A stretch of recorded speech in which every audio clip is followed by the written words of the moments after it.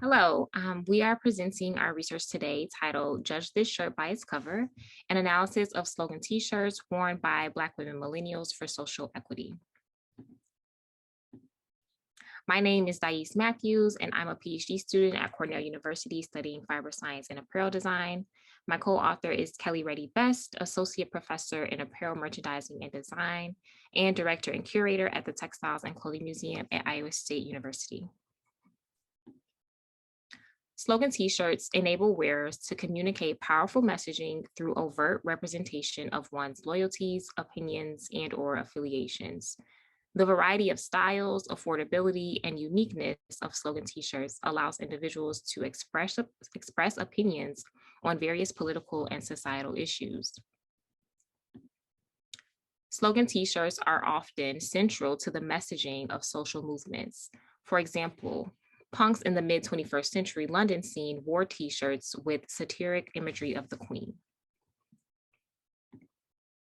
In the 1980s and 90s, during the AIDS epidemic, LGBTQ plus community members and their allies frequently wore slogan t-shirts during rallies and protests to aid in public visibility, which enhances solidarity and advances public rhetoric. ACT UP activists, a group committed to direct action to end the AIDS epidemic, organized protests and wore slogan t-shirts such as the ones pictured here. More recently, Black Lives Matter movement supporters wore t-shirts printed with slogans such as "I can't breathe," a phrase repeated 11 times by Eric Garner, an unarmed Black man, as police strangled him to death in 2014. Also recently, Naomi Osaka used her platform as a star tennis player to bring awareness to injustices. She strategically used her face mask and heightened media coverage to bring much needed attention to the police brutality against Black people, including Philando Castile and Breonna Taylor. In this research, we expand past literature by analyzing how Black women millennials utilize slogan t-shirts to negotiate self-identity and communications of activist messaging, as millennials have significantly increased their engagement with cause movements. Our research was informed by Black feminist thought and style fashion dress as we explored the relationships between Black women, dress, racism, and power. Specifically, we focused on the t-shirts as objects or dress and how they are entangled with overall trends of the time and how the objects and trends are interrelated to personal style or agency. With IRB approval, we conducted in-depth semi-structured wardrobe interviews with 15 Black women millennials. Prior to the interviews, each participant completed a demographic survey and also identified garments and accessories that reflected their many intersecting subject positions, including Black, activist, and woman identities. These items were then used to elicit rich conversations during the interview. In total, 40 garments and/or accessories were identified by the women. 10 of these garments were slogan t-shirts pictured here, which are the focus of this study. While it may seem mundane, Woodward wrote, as a garment that can be worn almost every day by many, a t-shirt is one of the most important garments to people as an embodied material practice. Therefore, we take seriously the interpretations of these everyday objects. For our initial analysis of the shirts, we followed an abbreviated version of Proun's material culture method by conducting a rich description of the t-shirts, focusing on content, including the logos. Then we employed speculation or the free association of ideas. We also engaged in a program of research for which we shifted to external evidence for potential interpretations, including peer-reviewed literature and theoretical texts. We also drew upon open, exile, and selective coding processes to analyze the interview transcripts and surveys in conjunction with the material culture process. We identified 3 larger themes relating to how Black women millennials in our research created and negotiated meanings of these t-shirts related to self-identity, activist messaging. First, claiming space. Second, gender equity. And third, criticizing cultural norms. While we provide example object interpretations for each shirt within one theme, we acknowledge the ways that meanings shift, as evident in Kaiser and McCullough's Naughty model from their 2010 publication in Fashion Theory. In the theme Claiming Space, the messaging on the slogan t-shirts captured the essence of Black women acknowledging their right to speak up for themselves, to voice their opinions, and to unapologetically recognize their self-worth. For example, a t-shirt owned by Marie read, "We are the ones we've been waiting for." While describing why she wears this shirt, Marie stated, "There was a meninist club started at my school to advocate for the rights of white men. That would be when I got my Black Lives Matter shirt. And I got a bunch of Raygun slogan t-shirts. I have one shirt that says, 'We are the ones that we've been waiting for,' something Barack Obama said." Here, it was evident that Marie felt compelled to claim space as a Black woman, as the threat of white supremacy quickly became a reality within close proximity within her own school.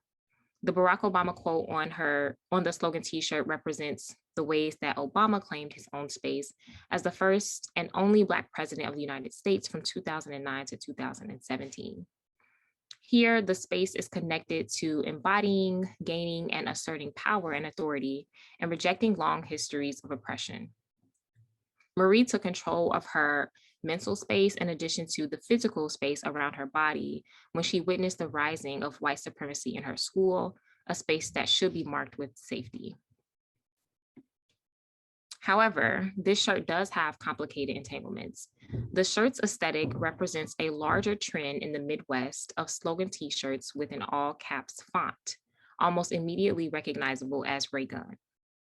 Raygun, a for-profit company, which is headquartered in Des Moines, Iowa, is often thought of as progressive, promoting equity and justice philosophies. However, a closer look at Raygun's foundational philosophies reveals that the company is rooted in commodity activism, where production and consumption serves the dual purpose of commodity and social change. This highlights Raygun's engagement with white liberalism, where in some instances they do donate profits to the organizations they are creating messages for, yet their core business is rooted in capitalism, not systematically changing societal systems and structures to eradicate racism and other oppressions. Danielle's shirt pictured here reads, "Each of us is more than the worst thing we've ever done," a quote by Brian Stevenson. Stevenson is founder and executive director of the Equal Justice Initiative, which is a nonprofit organization that provides legal representation to people who have been illegally convicted, unfairly sentenced, or abused in state jails or prisons. Danielle purchased this shirt while at the Equal Justice Initiative in Montgomery, Alabama.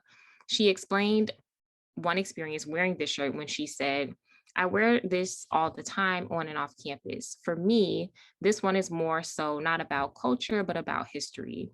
I love the responses I get. I was on a plane going to my seat and a man said, 'I like your shirt.' And he was a white man. And that spoke volumes to me because I want people to read this shirt when I wear it. This one is for everyone to read." Danielle expressed that one part of wearing this shirt for her was to claim space with other people through conversation. Drawing upon symbolic interactionism, we interpret her use of this shirt as creating shared meaning between the objects, herself, and others. She also claimed space through this shirt in systematic change by supporting the Equal Justice Initiative, an organization whose core principles are quite different from the for-profit retailer Raygun. Lucille shared that she felt fearless and unapologetic in wearing a shirt that symbolized Black women claiming space in STEM majors at predominantly white institutions. She stated, "This shirt is from the engineering team I was on in high school. The team name was Raw Bacon, which when you look at the shirt and it says Raw Bacon, you're like, what?" A lot of people ask me about it, and that's why I continue to wear this shirt, because I get to talk to people about engineering and I get to talk to them about what I do, which is really cool. Here's someone who is in engineering who's a Black person. The shirt represents both space within the academy and claiming space with other people through conversation to discuss and elaborate Lucille's own achievements. Through the shirt, she is challenging stereotypes about Black women's abilities to excel in STEM. Despite being one of very few women and even fewer women of color majoring in engineering, she wore this shirt with pride and as a way to engage in educational activism. Conducting a closer reading of the shirt's graphics reveals multiple and simultaneous contradictions. The raw bacon has been anthropomorphized. The human-like face appears to be in deep concentration, as is evidenced also by the sweat droplets and the teardrop shapes. The bacon piece also has two extremely sculpted arms and a tattoo of a wrench on the left bicep. These characteristics evoke stereotypical masculine features. Lucille's pride in this shirt is a reminder of her agency, claiming space as a Black woman, but also the ways that stereotypical masculine imagery still perpetuates much of the STEM field. Vivica explained that she bought and wears her t-shirt pictured here that reads "Black Dollars Matter." She shared, "Because I feel that if we keep our dollars generated within our businesses, then we have no choice but to keep growing." In this shirt, Vivica is connecting the need for Black space and economic leverage within the capitalist system. That is, using this shirt to promote the economic stability of the Black community. The next shirt is owned by Ani, who wore it while attending a predominantly white institution. The Black women featured on this shirt include Sojourner Truth and Oprah Winfrey. They are portrayed as strong and powerful, which translates into more space for the visibility of Black women and their significant impact on history. Specifically for Ani, this space making was happening not only in the imagery on her t-shirt, but also in her wearing the shirt on her body while in a predominantly white space. Moving on to theme 2, messaging on the slogan t-shirts also communicated the importance of gender equity, where the Black women demanded an end to all gender-based discrimination. One t-shirt owned by Ani read, "Pizza rules, not gender roles." Ani explained, "I like that shop I got the t-shirt from. I get a lot of stuff from them because they're also young people of color, non-binary, all those good things. They sell shirts that say things like pizza rolls, not gender roles. I always try to wear stuff that speaks for me when I don't feel like speaking myself." In this shirt, the text refers to the popular snack pizza rolls produced by Totino's. Therefore, the text on this shirt is entangled in complex messaging of overtly rejecting the oppressive patriarchy permeating society, in addition to claiming space for frozen food products designed for quick preparation, which has complicated relationships with social class, leisure time, and preparing home-cooked, time-intensive meals. Another t-shirt owned by Marie depicted an image of a modified Mount Rushmore. The original faces of past US presidents were replaced with images of US Secretary of State Hillary Clinton, Supreme Court Justice Ruth Bader Ginsburg, US Senator Elizabeth Warren, and First Lady Michelle Obama. The phrase "Mount Nasty" is printed below the image, which references when Donald Trump called Hillary Clinton a, quote, "nasty woman" during a 2016 presidential debate, evidence of his continued misogyny and repulsive behavior towards women. A soaring eagle above the mountain is symbolic of the future of the United States that is both female and free. Wearing these slogan t-shirts direct efforts to call out male privilege, sexism, and intersectional oppression. In the next theme, criticizing cultural norms, the messaging on the slogan t-shirts overtly criticize topics and ideas that society has deemed as, quote, normal, including discriminating against people with dark skin and silencing people who speak out against racial inequities. For example, Aja owns a shirt that reads, "Across cultures, darker people suffer the most. Why?" This quote from music artist Andre 3000 conveys a message that challenges the idea that people with darker skin should be deemed less than within society.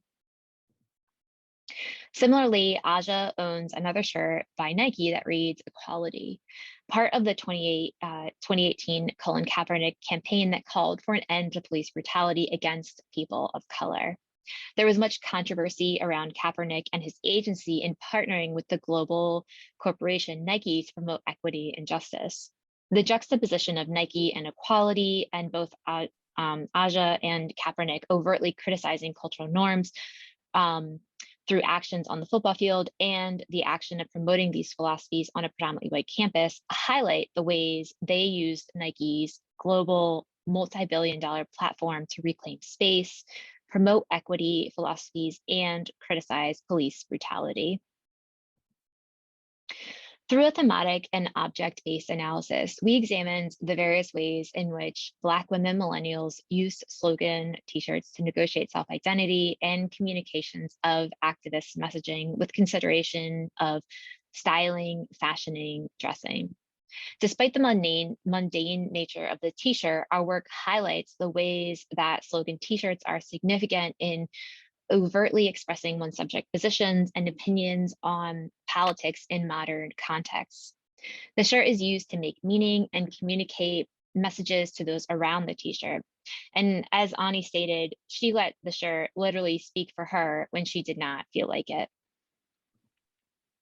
Our interpretations highlight the shifting meanings evident in Kaiser and McCullough's Nadi model, where meanings shift and change, similar to the ways knots loosen and tighten. That is, we theorize that the t-shirt messaging engages with reclaiming space, promoting gender equity, and criticizing cultural norms.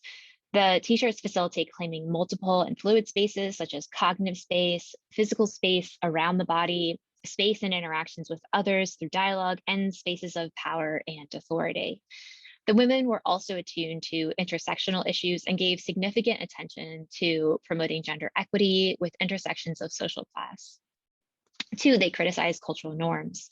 The slogan t-shirt, which often gets worn out with stained armpits, is arguably one of the more significant objects for everyday activism and the ways Black women use their agency to assert claiming space, rejecting the patriarchy, and criticizing cultural norms aimed at oppressing Black people. Through our results, we actively combat the perpetuation of controlling images of Black women, which are designed to make racism, sexism, poverty, and other forms of social injustices appear to be natural.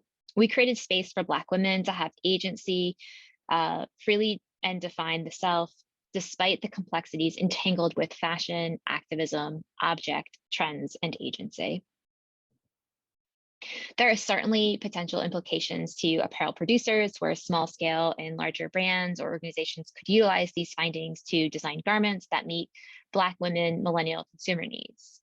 However, they must consider interest convergence, which is a tenet of critical race theory. That is, prior to printing and engaging with activist-related messaging, organizations need to question their motivations, their engagement with white liberalism philosophies, and who is actually benefiting from their production, distribution, and consumption of their slogan t-shirts. Thank you very much.